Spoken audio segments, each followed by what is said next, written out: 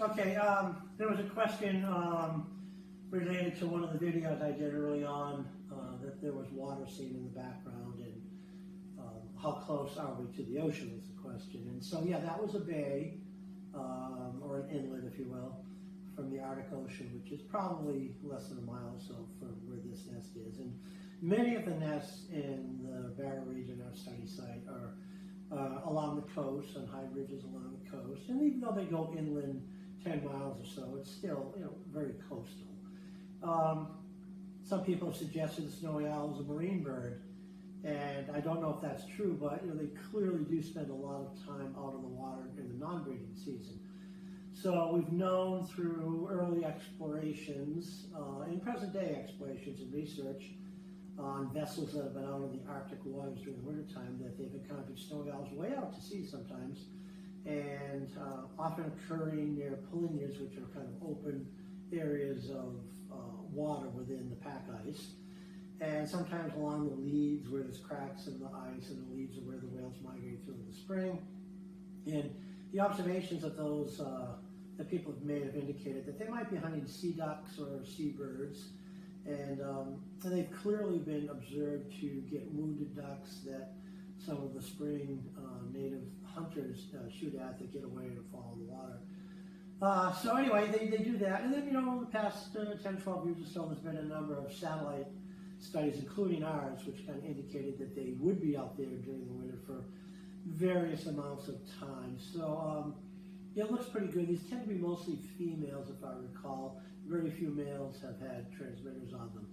So they do have a marine life, but during the breeding season, they're pretty much tied into the terrestrial environment and dependent on lemmings.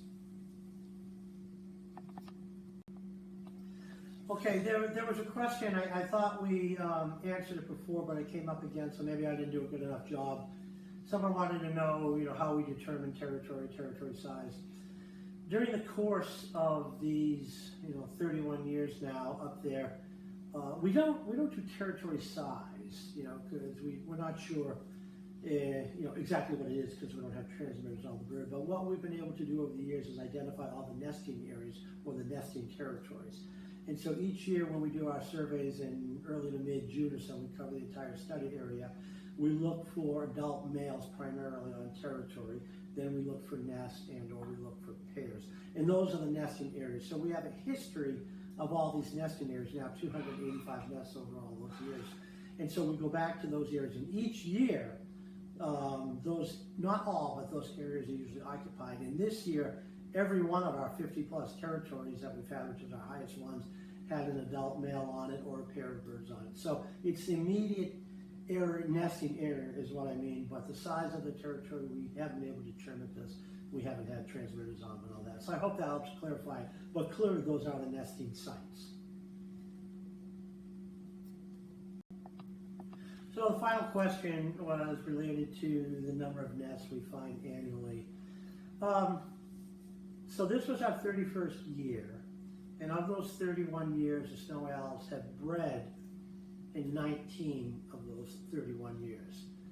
To give you an idea, it varies so much from year to year, and it's totally dependent on the lemmings, whose populations fluctuate in space and time over the years. So in high lemming years, there's a high number of owls in the area, and a high number of nests is what we're hoping for.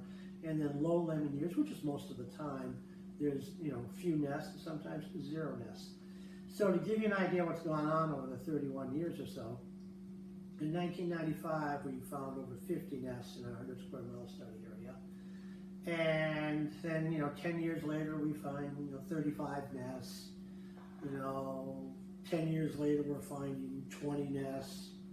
And I don't know where that brings us now, but in the last several years we're finding fewer and fewer nests, and it's decreasing. And so why is it decreasing? It has to be related to lemmings and what's going on with lemmings. But the trend line for both the snowy owls and the lemmings is downward. And so hopefully it'll rebound. I keep hoping for that, but it hasn't yet. So I think we're probably going to see the end of it at some time.